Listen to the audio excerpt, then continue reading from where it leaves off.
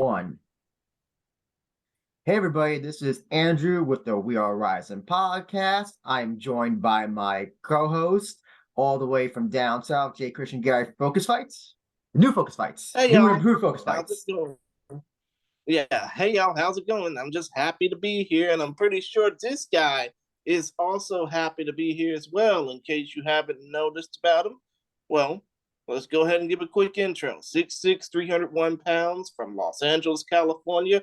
He will be on the Josh Barnett's Bloodsport 9 card next weekend, live on Fight TV Plus. This man, of course, is Eric. Well, actually, this man, of course, is Josh Barnett's training partner on the regular. This is Erik Hammer. How are you, sir? Good, fellas. How you guys doing? Doing great We're here. doing all Doing great. right. It's so funny because I think the last time we talked was your debut in Bloodsport, and I think that was your return to pro wrestling. And some of it's great to have you back since then because you've had your matches in Bloodsport. And Yeah. what does it feel, how does it feel like to be, yeah, that was your first match in a long time. Now you're kind of like a Bloodsport regular, undefeated. How does it feel to kind of make that, I would say, a solid return to pro wrestling? It's fun. I enjoy it. I say it keeps me young. As I get older, I'm looking for new challenges and things to do. One of the issues as you do get older, it's staying relevant and staying fit, and you got a family and everything else, and keep that edge. So when I get back in there, I love it, man. It's like the prep, and then you walk out, your blood's boiling, and man, I enjoy every aspect of competition. So from the first one to the last one, it's just an amazing feeling. So it's going to be back. And we got a little cameo from little Erik Hammer. So hello, my friend. Hi. Hello. Hello. So compare your first match to the most recent match. I think was it Bloodsport 8 or 7? I forgot. I actually don't even remember, quite honestly. Another thing about getting old is that the memory starts to go and things just kind of start to blend together. But I was supposed to be on the first one and I had an injury, and then I can't remember which one I joined in on, but all of my matches I've enjoyed thoroughly. The opponents have all been tough ones. I look forward to another phenomenal match with Tankman coming up. So wrestling going from Japan to US soil, it's a big change. I'm assuming most people out there that follow pro wrestling know the difference as far as the crowd and the energy and stuff. So, when you go out for a Bloodsport crowd and it's like, wham, it hits you, and then you go out to a Japanese style match and it's like an orchestra in there, it's very delicate and it's completely opposite. So I've been in both arenas and I really enjoyed both for different reasons. So it's great. Mm. And so, I'm curious to know, did you get any offers after your first match to do like other promotions? Because again, for those that don't know, you've only wrestled for Bloodsport since you returned. But I'm just curious, did you get any other offers and you just turned them down? Not anything serious. Josh and I were talking after my first one, and possibly discussing doing more. And just where things are at for me at the time, I just couldn't afford to travel around like a lot of the pro wrestlers are able to do. And so I had to pass on some of the stuff. I really had to pass on the idea of doing other promotions. And frankly, I really like what Bloodsport's about. And unless there's another organization that can match what they're doing, I don't know if I would necessarily take it. I might listen to it and hear the spiel, but I'm not sure I would jump on it. So come to think of it, would that also mean that, considering the fact that Josh Barnett does work with Ganryujima in Japan, would that also mean that Ganryujima is out the question? No say, my friend. Fair enough. Fair enough. I also, the pro wrestling also world has changed since we first talked. Now we got AEW. Pro Mhm. Wrestling Noah is on the up and up in Japan as well. And where do you think that has pro wrestling? Because I know when we first talked, I think you had a very negative impression of where pro wrestling was at that point. It was very like circus like and not. It seemed to have you seem to think it lost its sporting element to it. Do you think Yeah, that do you think it's improved since then? Do you think it's been the same? Do you think it's got even worse? I think what I called it back then was aerial acrobatics, and I didn't want to be part of that scene. That to me, that whole world is very stunt oriented. Um, and what you just said is, in context of athleticism, I don't think there's a lot of pro wrestlers out there that actually know how to wrestle. And to me, that's a problem. That's an issue. There's a couple in the WWE that I know of. I really don't watch a whole lot of WWE stuff, but like guys like Bobby Lashley and Shayna Baszler and even Ronda Rousey, they all know how to legitimately wrestle and or partake in a legitimate combat environment. So what I like about Bloodsport is there is no ropes, there are no turnbuckles. It's wrestling. Like you have to know how to wrestle. So my logic in my mind is how in the hell can you call yourself a pro wrestler if you don't even know how to fucking pro wrestle? And it does irritate me a little bit. But that's just my take on it. And I'm sure there's a lot of people that disagree, and that's okay, but I don't give a shit. Hmm. Good point. Good point, Eric.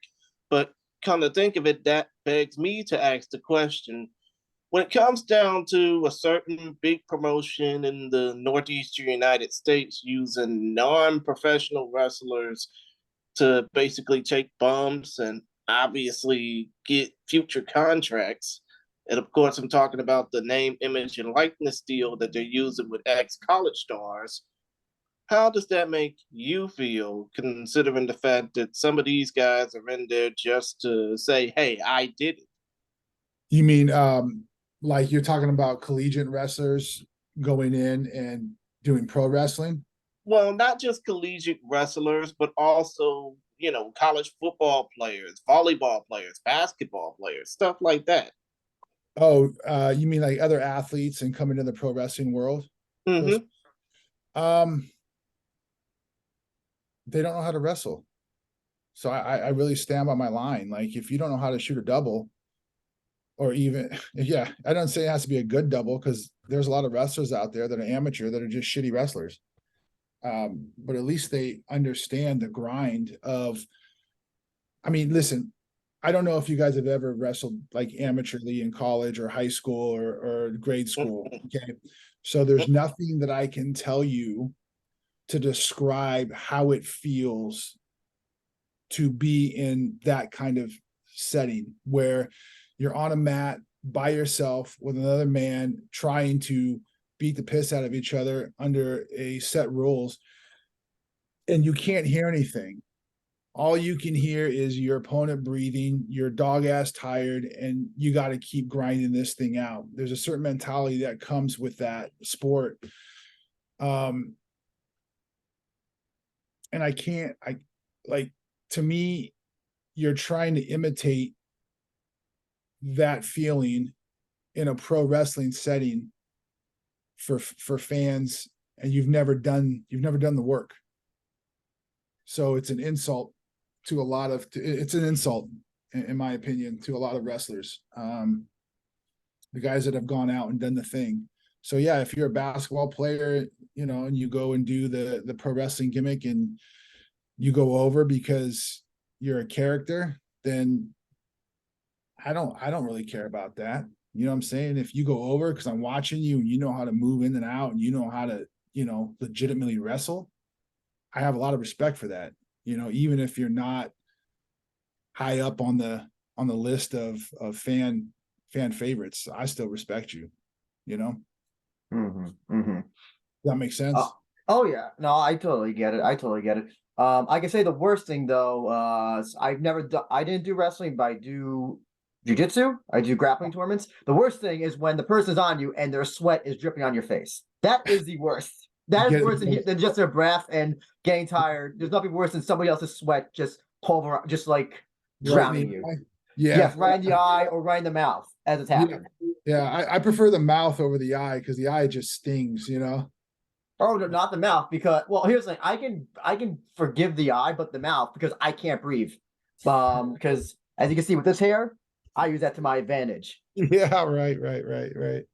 Um, Did I answer your but question though? I don't know if I answered your question there. I think it does. Well, Chris, did it? What do you? That's Oh you asked the yeah, question. of course. You definitely answered my question, Eric. I Thank just, you.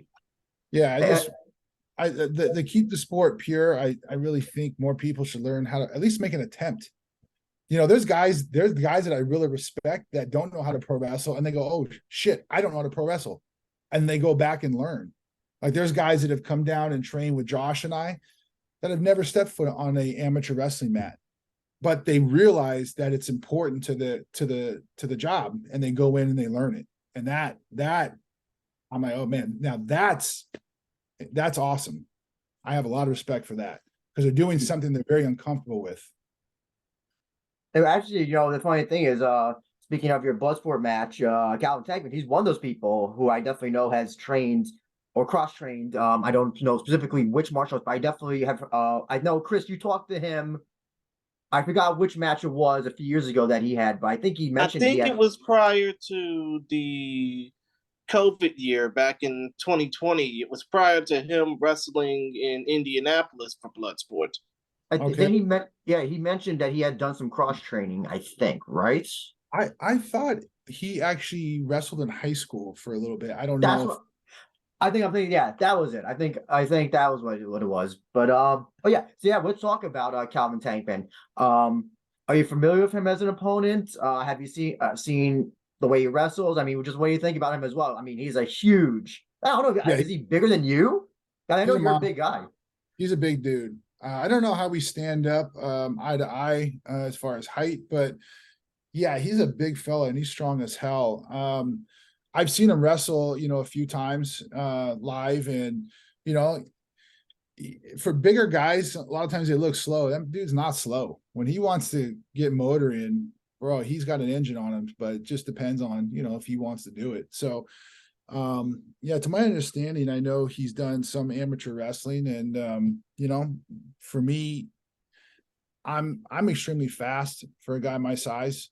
If you look at the last match I had against Tito, bad dude Tito, I got taken down, I think, one or two times, but I was a little arrogant with how my speed was going to play out. He caught me, and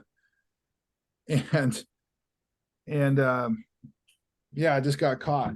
I don't plan on that happening though with Calvin, because I know that Tito's a strong dude. He's a fast guy, but I feel that I'm 10 times faster and more athletic than Calvin. So, and I don't have a problem with that. Just for the record, Calvin Tankman, who is from Indianapolis, Indiana, is 6'2", 355 pounds. I mean, Yeah. obviously, yeah, I know he a big boy, but when it comes down to the fact that you haven't wrestled since October of 2021, Yeah. I mean, do you think that that's going to play into a bit of, I wouldn't even say ring rust, but competition rust? I think cardiovascular wise, it'll probably affect my lungs. And the only reason why I'd say is because I'm going to be so hyped up. I don't know how much energy I'm going to burn just waiting for my name to be called as I come down, because I love that rush, that buildup. That's why I sit there, I walk out just about 30 seconds later because I have to sit there and just kind of bring it down a second, and then when I walk out, wham, it hits again. That's the only thing I could see affecting me is, he's been competing. He's been, in and out of the ring. As far as athleticism and everything else, no, I'm a fucking phenomenal athlete, man. And I still train athletically. You know, I'm not out doing the heavy bench press and the heavy squats and the heavy deadlift. I train like a proper athlete. So I know my footwork. I know how I feel. And I'm not worried about any kind of layoff, honestly. And so, what is how when you go against you really the guys who you fought in Bloodsport are like mostly like the big guys. When you Yeah. train, how do you train against somebody who or prepare for somebody who's as huge as like a Calvin Tankman? Is cardio more important? Is it more about trying to like get I don't know get any more stronger than you already are in preparation? Or more limber? Like, what is the preparation for somebody like at like that size? Well, for you mean competing against someone that size? Yeah, yeah. Like, what's the like? Yeah. What is the main thing that you prepare for somebody like of his size?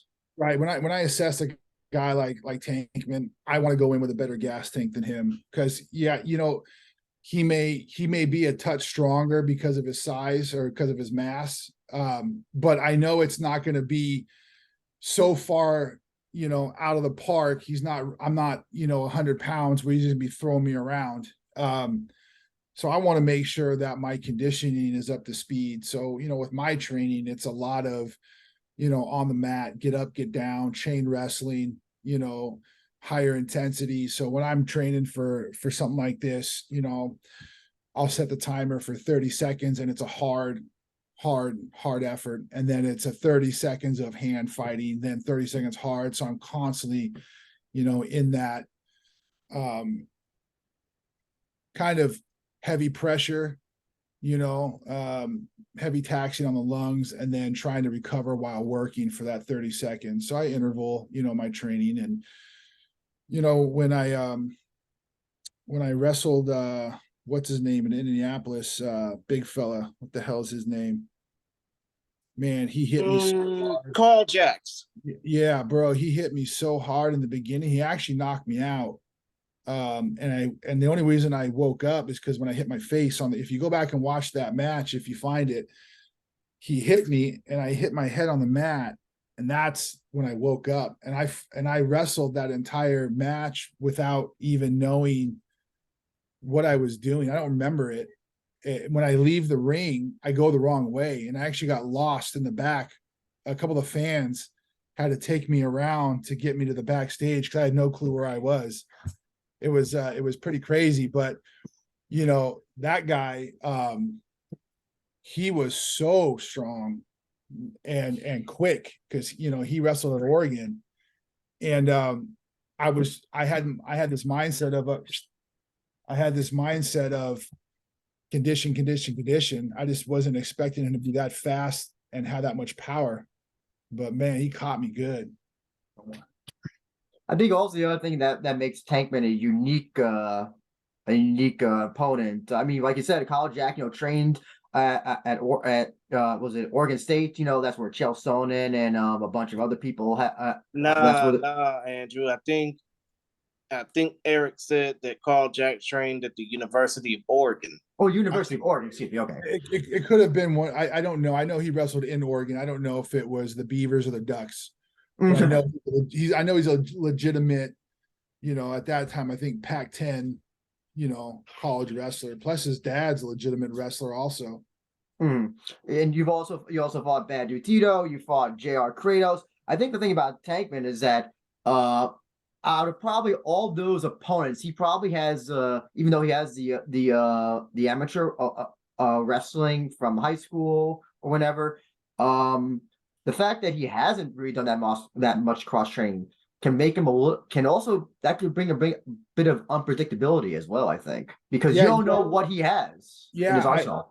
I've stood by what kind of the same context and what you're referring to. It's like I'd rather fight a pro than an amateur because when a pro throws a punch, I generally know where it's coming from. When you fight an amateur, like in the street, bro, they're throwing punches diagonally upwards and all sorts of just crazy angles. You don't know what the hell's going on. So I'd much rather fight a pro or someone that's, been in the wrestling world because I know they're going to collar tie and do certain things. But yeah, you're right.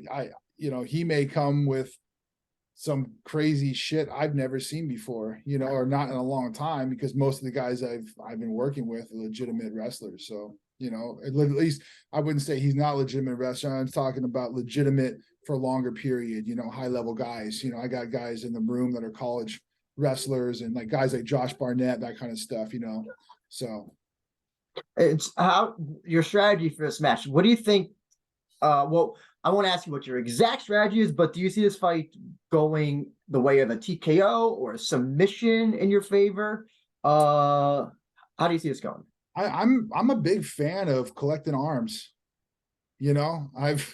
I'm double wrist locking everyone, and I want to keep it that way. I want to take that guy's arm off. I'm a huge fan of hunting for that. That's a big one for me. So I like the submission game. I like rolling for ankles and knees. It's harder to do, with people that don't have, shoes on. Not everyone wears shoes, but I really enjoy rolling for submissions. It's harder to knock these bigger dudes out, so I'd love to knock them out, but I think the reality of the situation is going to be a submission in some sort. But who knows? I may catch him. The question is, like a guy that big. So I don't know. Can you even choke a guy who's that big? I can't even tell if he has a neck that can be choked. It's hard, especially when you got bigger forearms, to get that underneath the neck. You got to get really, really creative with that, and it's really easy for them to hide the neck. But I guess it depends on the choke. Sometimes it works against them. If you're looking at a triangle action there, it's a little bit harder. There's less room for them. But the rear naked for me is a little bit harder because my forearm's a little bit bigger, and choking Josh out is tough. One, he's just a wily vet, but getting my big arm in between his neck and collarbone area, chin and collarbone, it's a little tough at times. He also got a powerful power bomb. He's done it many times in his matches, so that I would be afraid. I wouldn't even think about a triangle around him, because that is just asking for some Rampage, Babalu. Right. Stuff to Man, happen. I used to train with Babalu, and there's no one I've ever met that can knee harder than Babalu. He would take me up off the ground. It was amazing how hard he could knee. Actually, speaking of training, and for those that don't know, you originally wrestled for IGF, Inoki Genome Federation. Yeah. I know that I think you told us that you had some interactions with Antonio Inoki. Unfortunately, this year he passed away. I'm curious to know, do you have any memories, particular things that stand out from Inoki? I know it's probably a lot, but like whatever most memorable ones. I think one of the coolest ones, and if I'm repeating myself, I've told this story a few times, especially around his passing. I don't know. I've been very fortunate in this life to end up where I've ended up, in the right time, the right place, with the right people. And I got off the plane one time, and my buddy Simon picked me up, and he's like, "Hey, Mr. Inoki wants to see you." I'm like, "Oh shit," but I'm exhausted, but Inoki asked for you, like, you're going, right? So I'm off the plane. I drive over to this bar, and Inoki's sitting there in his suit. He's got 2 or 3, people with him, and he's smoking a cigar. And I sit down, and we start talking, and I'm looking around. I'm like, I am the only wrestler here, and he and I are just kicking back. I order a whiskey. He gives me another cigar. And we started talking everything about politics to life to philosophy to wrestling. Not so much. We didn't really spend too much time on wrestling, because I really wanted to get into his mind in something different than what everyone's going to ask him about, and it was really interesting. And then, 6 or 7 whiskeys later, it turned into, hey, so when you're face cranking somebody, and then it turned into, well, let me show you. And he was absolutely ruthless. We're on this bar floor. He's in a suit, and he is just cranking on me. And it's like that heavy, deep Japanese laugh where the harder I'm tapping and like tell him to stop, the harder he goes, man. And I just like, okay, I'm not telling him to stop, because then it's just getting harder and harder and harder. But man, I left with a black eye. And that was just from sitting in the bar with him, and he was showing me face cranks and all sorts of crazy shit. So you know, that was probably one of my favorite times with Mr. Inoki, just because it was he and I. But you know, there's the time we had in Korea, North Korea, you know, getting to hang out and talk to him, and just when you're around a legend like that, you just want to absorb as much as you possibly can, because you don't really, I don't think, maybe a lot of people don't realize what they're actually doing at that moment. When you look back, you're grateful for what's been presented to you, you know? Okay, so you say Inoki and North Korea. Is there anything more that you could say? Because whenever I hear those two words, you get those two, that there's got to be some interesting stuff behind it. If there's anything that you can tell. Well, I mean, yeah, Inoki brought us to North Korea, and we did a show. We did 2 shows in North Korea, and Bob Sapp, John Anderson, and myself were the only Americans. And I mean, it was very interesting. You know, that was right around the time when that movie came out, when they were making fun of the North Korean leader. I can't remember the movie, but they did The a parody. dictator. What was it called? Oh no, you're thinking of a different one, Chris. The interview, the one that got like banned or that they couldn't release. I think Yeah. was it Seth Rogen or someone Yes, that did the interview. the parody that came out around that time, or was about to. And I remember calling my buddy. I'm like, hey, my liaison. I'm like, Simon, look, bro, I don't know if this is a good idea. Like 2 weeks before we were supposed to go out there, like this thing started advertising. I don't know if this is a good idea, bro. And he goes, man, you'll be fine. I'm like, all right. And, you know, we did the deal and went out there, and it was interesting. Like I said, I don't know how I've ended up in these, you know, in the places I've been with the people I've been with, but that's something I'll never forget, obviously, for numerous reasons. But you know, talking to the people out there, it was great. Yeah, I don't know. I can't really describe it too much. Maybe offline I'll tell you some stories, but I mean, maybe you can tell it more so to Andrew more than you can to me, but still, though, I mean, when it came down to that particular movie that starred Seth Rogen and Randall Park from Fresh Off the Boat, I mean, when it came down to that movie, aren't you kind of glad that it didn't turn out into something as dangerous as it would have been? oh hell yeah, man, because you know, when I remember calling my wife, and I told her before I leave, I'm going to call you when I get there, but don't ask me how things are, because these phones are tapped 100%. Mm-hmm. And sure as shit, hey, how is everyone? I'm like, yep, everyone's great. This place is amazing. You know, it's like, I'm not going to say anything, you know, that's going to incriminate myself. But you know, for the most part, everyone was really nice. You know, we had a liaison government worker that shadowed us, kind of like Rocky IV, you know, Mm-hmm. everywhere we went. And you know, I mean, come to think of it, Eric, I probably picture it. I mean, I don't know if you watched The Simpsons, but I would kind of picture it as Mr. Burns putting a gun into somebody's back while they're trying to basically give the force wave and say, "That's it, smile for the camera. Everybody's enjoying this." Yeah, you know what's funny is we were talking, me and my liaison, the last night we were there before we were leaving, he and I got wasted together, trash, and everyone else had gone to bed. I'm like, I'm staying up with this dude, and I'm gonna pick his brain about whatever thing I can pick his brain about, right? Bro, we talked till I think 3 a.m. because he couldn't leave till I wanted to go back, right? And I yeah, I'll tell you some stories offline, but it was really interesting because whether it was the alcohol or the time we had spent together there for that 4 or 5 days, it was just 2 humans, and it wasn't North Korea and US.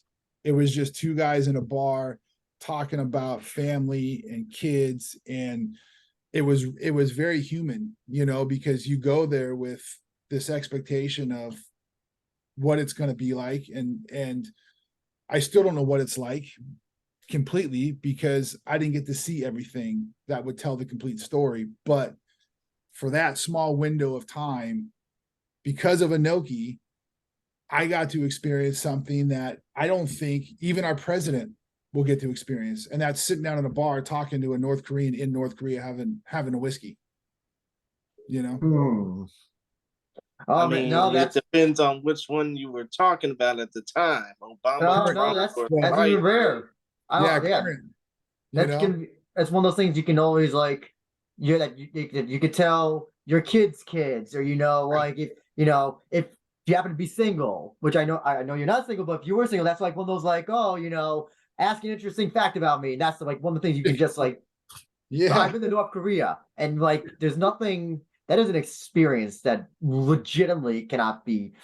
I don't know. Maybe going to Antarctica is the only other one I can think of. Maybe. I mean, yeah, if you think about Yeah. like 99% of Americans will never make it over there, you know? I don't even know if 99% of Americans want to go to North Korea or even would Right, even know how to get to North Korea. And right, meanwhile, you right. got Antonio Inoki, basically giving you a golden ticket to get. I wouldn't, and that's the thing is, I don't even know. Like, I mean, I know he was an ambassador in North Korea. I know he did stuff in with Yeah, the hostages in Iraq as yeah, well. So I know yeah, he had all these connections, but it's still like one of those things where it's just like, how does this one man do pro wrestling, MMA, right. mixed combat, ambassador stuff, and he's doing all this stuff. And it's just like it's very like we interviewed the guy who wrote Ali versus Noki, and one of the things that was a common theme was just that there's just like nobody, there will be nobody else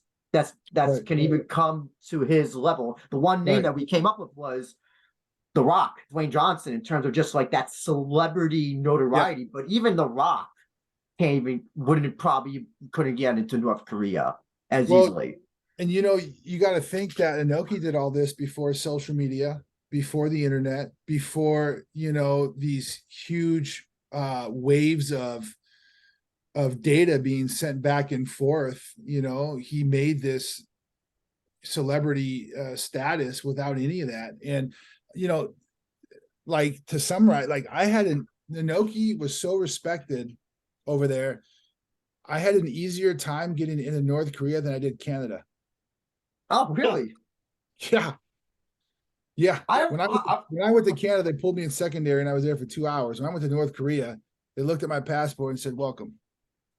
I can't believe that. I figured that, I don't know if the Noki helped, but yeah, I Oh, just would figure like, yeah, listen, you're going to a room if you're not from China or from one of the countries that are friends with North Korea, they are bringing you to another room for some private questioning. And nope. huh, I'm like, man, maybe they're gonna take my phone. I didn't know. Nothing. They let us take pictures. I got a ton of photos, man. I got photos with kids, you know. Some people were really, really nervous to be around me, or other Americans, So, the Inoki gimmick with the scarf and stuff. Well, they gave us towels to hand out to the crowds, because they were going to be going to the show, and we had this huge, huge, kind of pre-show thing. And I'll never forget this. I went to go hand it around this. She was probably 16, 17 years old, this young girl, and you would have thought I was passing her COVID. She ran away from that thing so fast, and I just get the sense that she was just scared of the American, for some reason. But like literally, you would have thought I was chasing her with some disease. It was that bad. I mean, kind of think of it, it was probably the same way with a lot of folks in that particular part of the world, still is. Oh yeah, yeah, yeah. we could talk forever about North Korea because I'm just so fascinated. You just brought this up, but yeah, you can tell us some stories offline. But just going back to your match with Calvin Tankman, something that I just thought of is that he's also going to be wrestling a whole bunch of other times that whole WrestleMania week. And I don't know, maybe even doing a show right after your match. I don't even know, but he's definitely going to be wrestling more than once. So you might be the first person he's wrestling on that day. So you're getting a fresh Calvin Tankman. Do you think that I mean, here, you know how like sometimes, in these tournaments, you've done these tournaments where like, sometimes the first match you don't do so well because you don't have the rhythm, but in the second match and third match you kill it. Has that ever happened to you? Well, I'll be honest, I don't know if he'll be able to do his second and third match, honestly. Okay, good point. Okay. Presuming that he's able to do a second and third. But that's the thing. Sorry, go I ahead. can't even assume that. I think I've never met anybody that I've ever competed against that have said, "Oh yeah, I'm ready to go do something else other than just go home and go to fucking sleep." You know, I mean, that kid that I lost to, what's his name? I did a catch tournament over there in New Jersey against You're us. referring to Carl Jacks again, right? No. I did a match against a kid who's a real pain in my ass. He used to disrespect Josh all the time. You know what I'm talking about? My God, was it Hideki Suzuki? No. It wasn't for Bloodsport. It was another organization. It was Jake Shannon put it on. I can't remember this name. Andrew, you probably might know more about this than either one of us do. I'll have to do research this after because I know Jake Shannon and I know he's part of the catch wrestling Facebook group. Yeah, it's on YouTube. He and I did this match. I wrestled Pat Stanos, I think the first match, and I had to wrestle this loudmouth fucking kid. But when you look at, after that match, this was a wrestling match. This kid was so fucked up. He sent me a message later and he's like, bro, I've never been beat up like that before. And he wrestled at Michigan. What the hell is this kid's name? I can't stand him. He's just disrespectful little arrogant motherfucker. I can't remember his name. You got us all trying to do research now. That's how relevant he is. But so you're saying connected with Calvin Tankman, I don't think Tankman's gonna be able to do his other matches, honestly. Okay. Yeah, I gotcha. I'm gonna be able to do them because I'm a grinder, man. Like, you take me down once, like look at Tito. Tito took me down 2 or 3 times. I just get right back up. You cannot stop me, bro. You can't. Okay, now I am looking at this particular list. Does any one of them seem familiar to you? Oh, can't see the list. Can't see the list, Chris. You go on YouTube and Google Erik Hammer. It probably comes up. Okay. Kenny Lester, Nick Caglia, Brandon Ruiz, John Zhang, Curran Jacobs. Curran Jacobs. That's the guy right there. Curran Jacobs. So this guy's been calling Josh out for years, right? And Josh is like, I'm not going to give this guy a fucking name because he's a nobody, right? So Josh and I are training. I go to Mexico with my wife for a few days. He calls me up. I'm fucking hammered on a boat. He goes, look, bro, I legitimately fucked up my ankle or my rib. Something happened to him. I got injured. I need you to do this match. You're going to enter this tournament. I said, fine. I'm like, just so you know, though, Josh, I literally had one fucking leg hanging over the boat with a Pacifico in my left hand and my phone in my right. And this was 2 weeks away. I'm like, all right, just so you know, I'm pretty fucking trash for this, man. He goes, no big deal. So I get in there, I do it. I go out against, I want to say Stanos, great guy. And then I wrestle Kern. And the rules originally were in the back, we're going to go 3 rounds. And whoever doesn't win, or if there's no winner, then it's takedowns will decide the decision. I said, perfect, great. He's a college wrestler. I'm a college wrestler. Fine. So I want to say I think I got 2 or 3 takedowns. I got all the takedowns, actually. He didn't take me down once, if I remember correctly. And I go back to the corner in the 3rd round, and they come out and go, hey, we're going to change the rules. We're just going to let you guys keep going. And I'm like, well, that's bullshit, but whatever, dude. And I go out there and I ended up just kind of beating this kid up, and he ends up submitting me. I want to say rear naked choke is what he ended up getting on me. After that, we kind of squashed things, And then he starts running his mouth again, probably about 6 months later. And I'm like, and he and I are going back and forth now online over this. And I got a call from Jake. I'm like, hey, would you do another match against Kern? I'm like, I'll do it for free. Set it up right now. This time I want to train for it. Never happened. Never materialized. So I don't know. I'm not a big fan of the, but that would, I might beat the fuck out of him. But still, though, that would probably deny me and asking, would you face him off in Bloodsport rules? Oh, yeah. But like I told you, so he came to town. He came to town to train with Josh. And I said, Josh, just so you know, and I told him the same thing, Kern. I said, Kern, I said, if I see you on the street, in a restaurant, in a park, on a train, on a plane, anywhere, like it's gonna happen no matter what, just so you know. And I told Josh the same thing. So he came to train with Josh. Josh didn't call me for 2 weeks while he was out here. And that's how serious I am about this. You know what I'm saying? Like, I can only take so much disrespect before I reach my point. And if he wanted to do a blood sport, fucking A, dude. I will if they said, hey, Tankman's out, Kern's in, I'm like, fine. Perfect. Let's do it now, like right now. So actually, like basically it would be like facing off against one Midwestern house, because of course Tankman's from Indiana, and then facing off against another one, of which Curvin's a former Michigan State wrestler. Yeah, well, I don't give a shit where he's from. I just can't stand him. So I'm. Would you say that this match, since this match with Curran didn't work out, are you going in there maybe?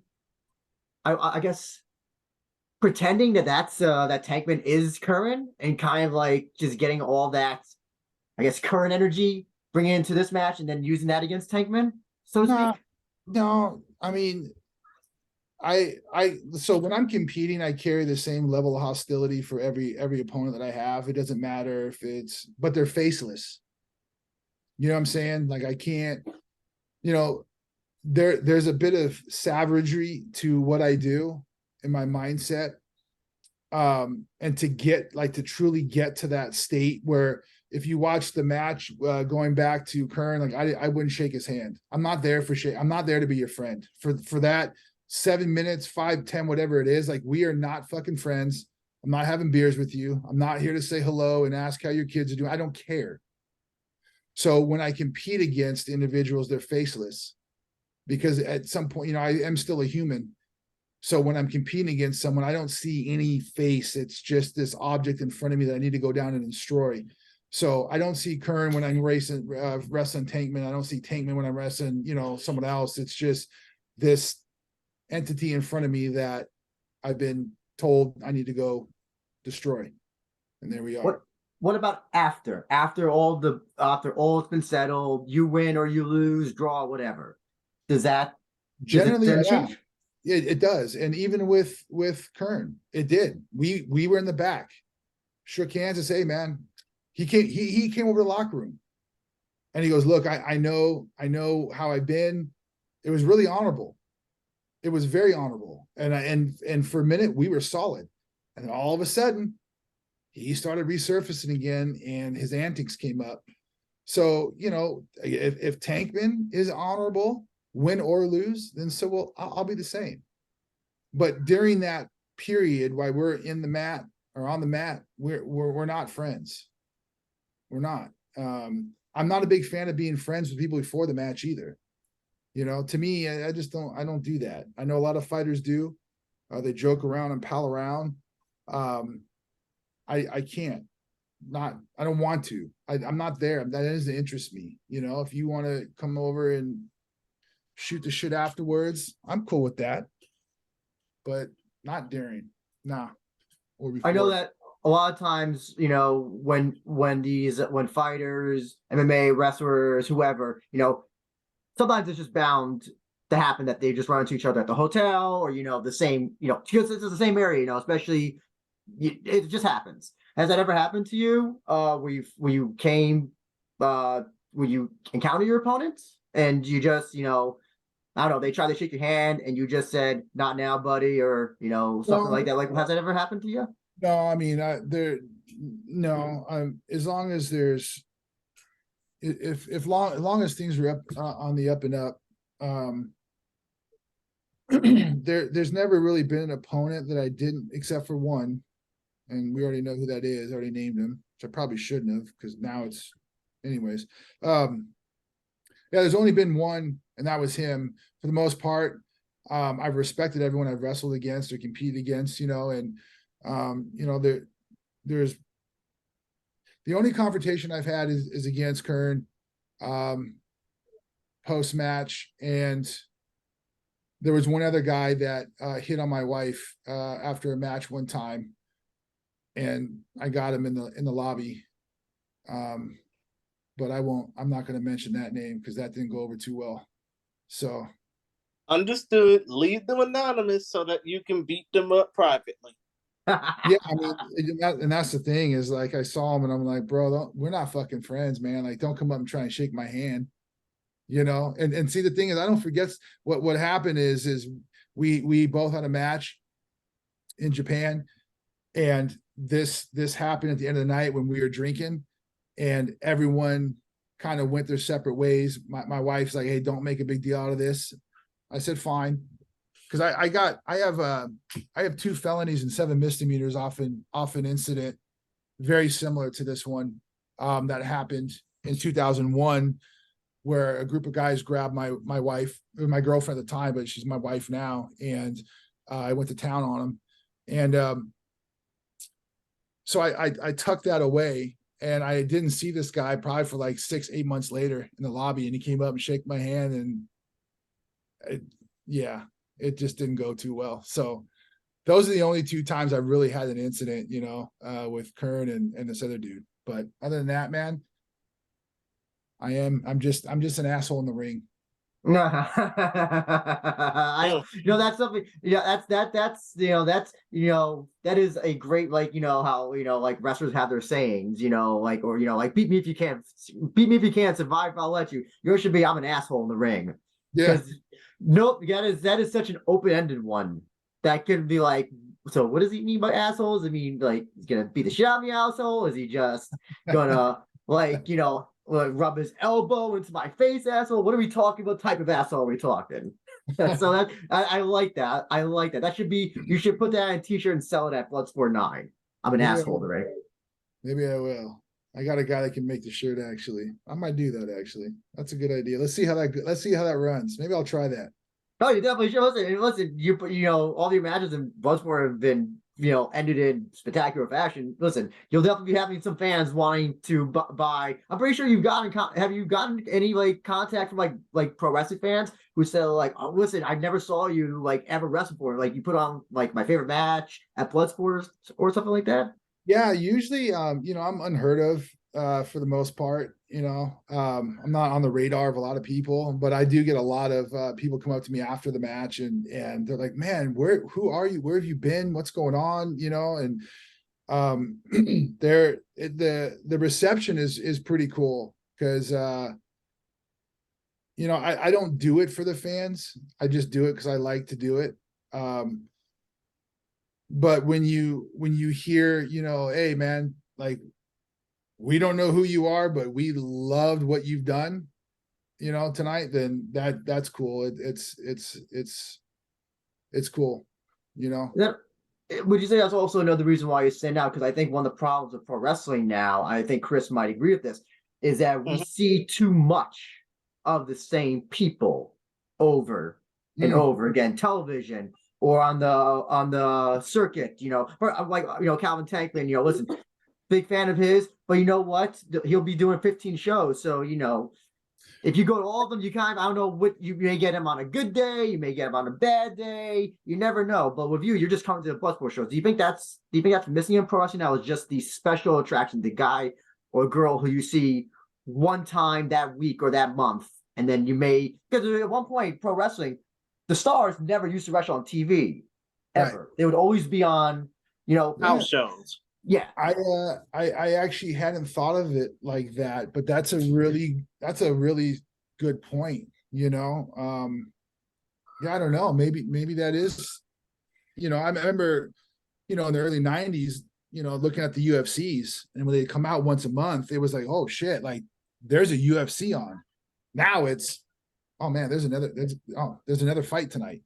You know, and it's just like you've just gotten accustomed to it. So I think it's a good way to, that's actually, I never really thought about it that way, you know, and maybe that is kind of the thing that goes over with the fans, is they don't see me a whole lot. And I know that there are people, you know, I do get messages once I get announced from people say, oh man, I'm happy to see you back on, you know, the shows. And you know, I don't read the board, so I don't really know what's being said. I don't know if more people like me than not, but I know at least there's a handful of them out there besides my wife and my son that enjoy it. So I keep rolling. And honestly, if there wasn't, whether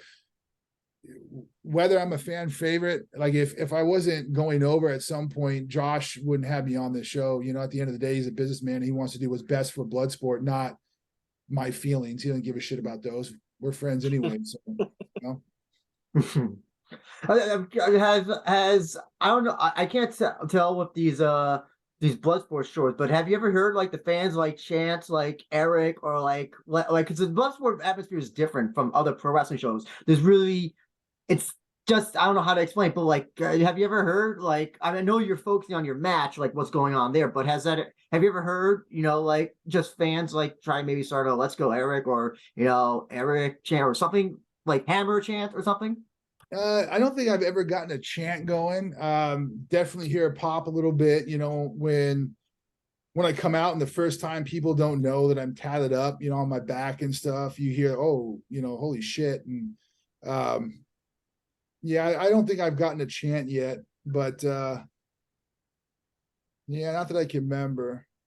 But Because I think the response to me afterwards, you know, especially in the beginning, like if I went, you know, some of the if fans saw me walking around the arena, they didn't really know who I was. And then after my match, you know, they come up and go, holy shit, bro, like we didn't know. We love your music, we love what you're about, you know. So I definitely win over quite a few post match, you know.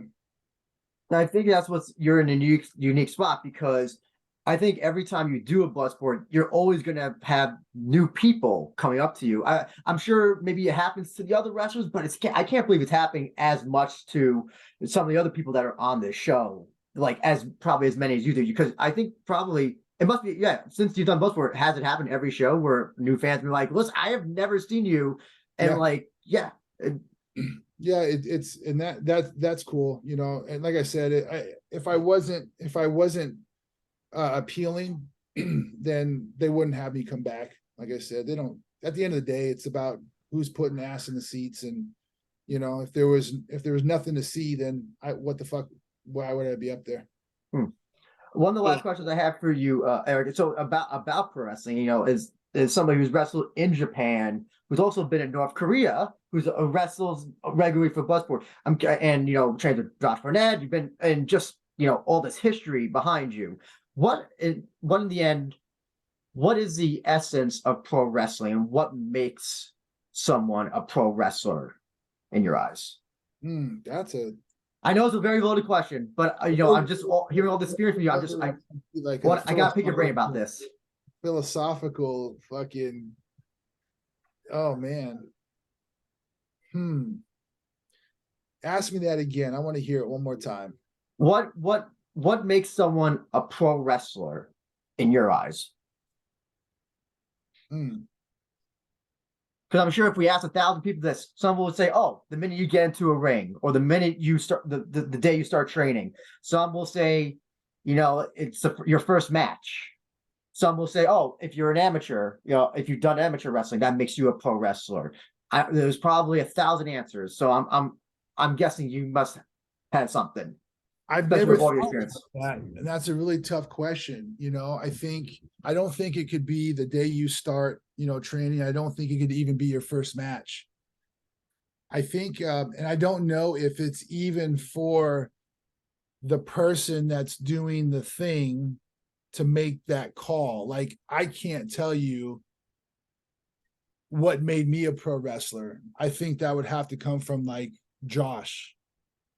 You see what I'm saying? Because I could have gone out there 3 times, done 3 matches, and not understood. You know, not really understood the what's happening, you know, and you have guys like, you know, Stan Hansen's and these older dudes that can sit back and watch a wrestler and go, okay, he gets it. He knows what's going on, you know. And I like, you know, I think it was my second, third match. Stan Hansen walks up to me and goes, bro, I think it was my second match. He goes, is it your second match? I said, yeah. And he goes, man, you're doing things in your second match that I haven't done in years of pro wrestling. I was like, holy shit. Like, I can't, you know what I'm saying? Like, damn. So I don't know if there's a time limit. You know, I don't know if there's a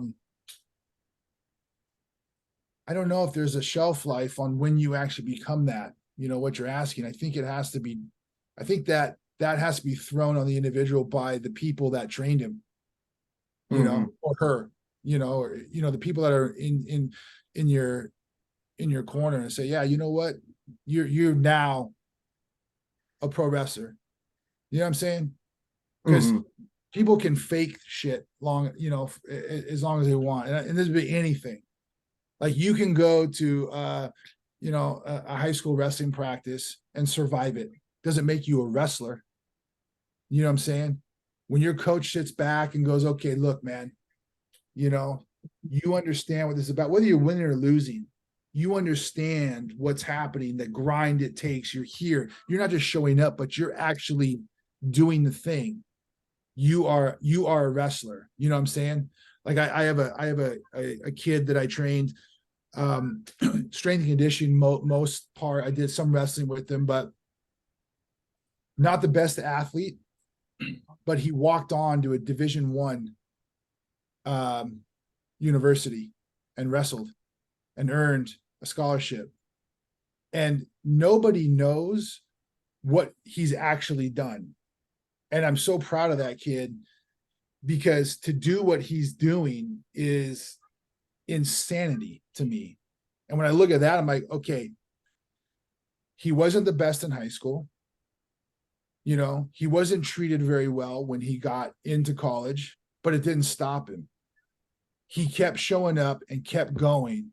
So he understands the thing. He understands the grind. To me, he's a wrestler. Whether he wins or loses, doesn't matter. He understands it. So long-winded, I don't know if I can put a call on that, man. Like what defines that, or how to even call that out. I think that has to come from like the elders, you know, the guys that were looking, you know, that are ahead, looking back, going, okay, yeah, you know. I think Hiroshi Tanahashi, I don't know if you're familiar with him, New Japan pro wrestler. I think in his autobiography, he said you become a pro wrestler when the audience, when you win, basically translate to like when you win the audience's hearts or something. Like when you earn the audience respect, I think it would be translated as. And I know that, like, particularly in Japan, yeah, like that's what he said. Yeah, I could see that. That's, you know, kind of in the same context that I'm talking about. I didn't even think about the audience. Now, I think the audience in Japan, you know, you win them over. Yeah, I could see that being legitimate. Yep. That's a wrestler. But also, I think that was his goal. I think he always wanted to, you know, be the audience favorite or the fan favorite, you know. But again, like you said, you don't do it for the audience. So, you know, that in that case, that wouldn't be your goal. So that, you know, that doesn't mean that. Well, yeah. I don't think you have to win over the audience necessarily for them to deem you a pro wrestler, you know, or like that kind of, like, if I understand the question, you know, that aha, I've arrived moment, you know, I think if correct me if I'm wrong, is that what you're asking me? Like, when does someone, like, as a pro wrestler, get that, fuck, I'm here, I've arrived? Yeah, yeah. You know, I don't think you have to win them over. necessarily for that to be dawned on you or placed on you. I think they can boo the hell out of you, but they're still paying attention to you. They're still looking at you. They're still going, okay, look, man, there's something to this guy that I as a fan am exuding energy towards, whether it's positive or negative, he's still drawing me. So, yep, that dude, that as a whole, as a fan base, yeah, we may not like him, but yep, he's legitimate. Now, considering the fact that Andrew has taken up most of the time talking about this, I can just go ahead and finish up and ask my 2 questions.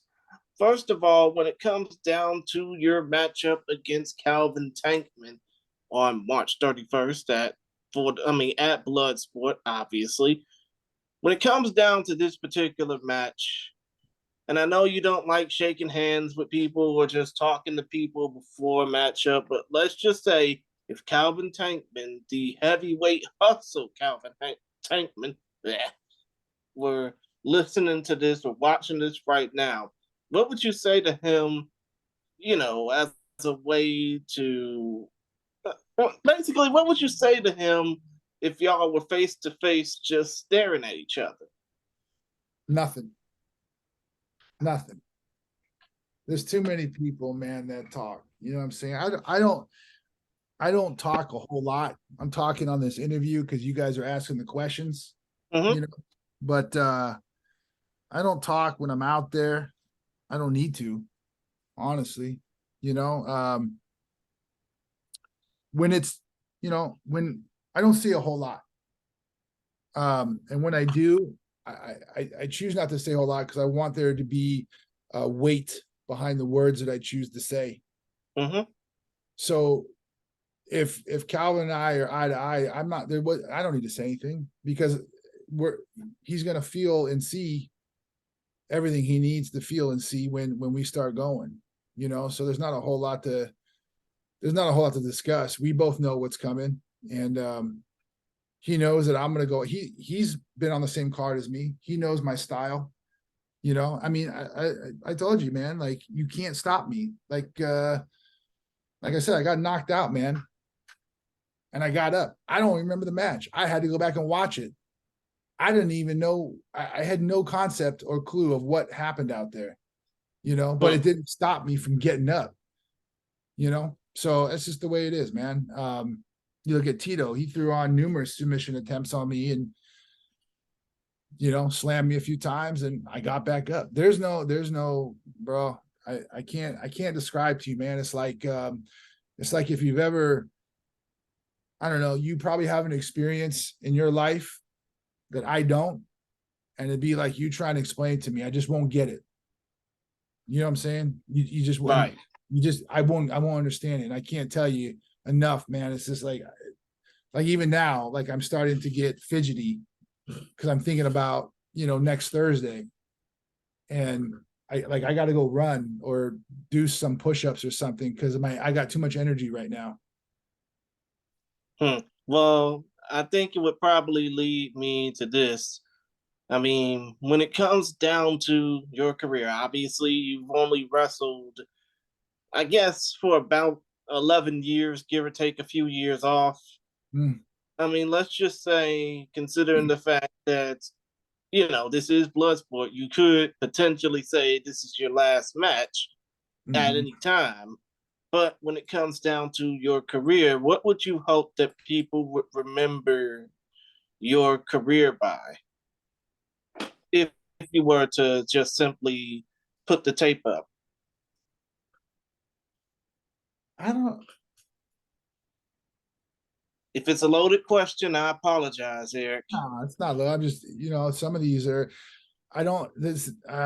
my immediate response is I really don't care what people say. And so, but I'm trying for the sake of this interview to give you like a little deeper, maybe tap into something that other than I just don't give a fuck what anyone would say. But, yeah, I don't know, man. I really don't know. I've always competed for myself. You know, I'm under the impression that in order to be the best at anything, you have to be very, very selfish. You're selfish with your time. You're selfish, you know, with everything. Because if my goal is to be the best at chess, then I got no time for anything else. And during this lead up phase, that's another reason why, you know, I feel I don't do a lot of wrestling shows, is because it's I have a son, I have a 5-year-old, you know, and I want to be around him all the time, but I can't be when I'm doing this. You know, there's 2 hours of practice. You know, when I get home, he wants to go outside and run around, and I have to go out and do it because he's my son. But there's times where I'm like, bro, I'm hurting. But he doesn't care about that. All he sees his dad's home. Let's go out and wrestle. Let's go out and play baseball. You know, let's go do this and that. So, to do these things, man, and to be, you got to be selfish, and I don't know, bro. I don't know how to answer the question, honestly. I think I'm just rambling now because I'm trying to think of something for you, but I just don't give a fuck what anyone says because I don't do it for anyone else but myself. Understood. I mean, you don't want to have your emotions reduced to tears when it comes down to answering that. I can totally understand that. Well, But yeah, I mean, emotion, yeah, you won't see that coming from me. You know, of course, but come to there's no think of it, whole emotion. mhm, understood, I'm just understood. But come to think of it, I can ask you this. Obviously, is there any way you can plug your social media handles, your sponsors, all that good shit? Nah, I don't. Nah, you know, me representing Bloodsport. That's it. You know, that's yeah. I don't know, man. Like I talked about like North Korea and stuff and Inoki, and I don't share a lot of those stories. I know this is a public thing, but I don't talk about a lot of the cool stuff I've done with a lot of people, honestly. You know, I'm around some high end athletes. Like I train a lot of high end athletes at my gym. You know, I do a lot of their strength conditioning, and you wouldn't even know it. You know, like they're not on my social media a lot. I don't know, man. This whole world to me is now on. It's like everything you do is on display, and I don't know if I ever intended to just be private, but I don't like the limelight. And when I say that, um, you have to really grasp how much I love to compete if I'm willing to walk out in front of the people, the crowd, and do that. So my willingness to fucking compete far surpasses the desire to stay like kind of nameless. Cause I love competing, man. I fucking love it. Understood, understood. And one more thing, if there was one thing you would say to any aspiring wrestler that would want to take this seriously, or any non-wrestler that would basically see this as a way to, make money and get paid and, do all this other stupid shit, just Mhm. lollygag, what would be the one thing you would say to them just to make them realize that this is for real? Go learn how to wrestle. You know, I mean, even if you're an adult, go back. I got to spend a whole entire season training with a high school team out here, and it was the best. It was the best because these guys were awesome, man. And I got to get back into that high school grind again, and it was awesome. I loved it. But for all these, you know, younger guys coming up, younger women, go back and learn how to grind through a amateur wrestling practice, because it will teach you what you need and how you need to be through most scenarios in your life, whether it's business, personal. I mean, all the aspects of wrestling to me, a crossover to my life. And whether it's business, I can't be emotional. and carry my problems into my business, right? And my wife doesn't respect an emotional man. If I came home and cried every night, she wouldn't respect that. Like she wants a grinder. She wants a guy that's going to get up every day, go to fucking work, and that's what I do.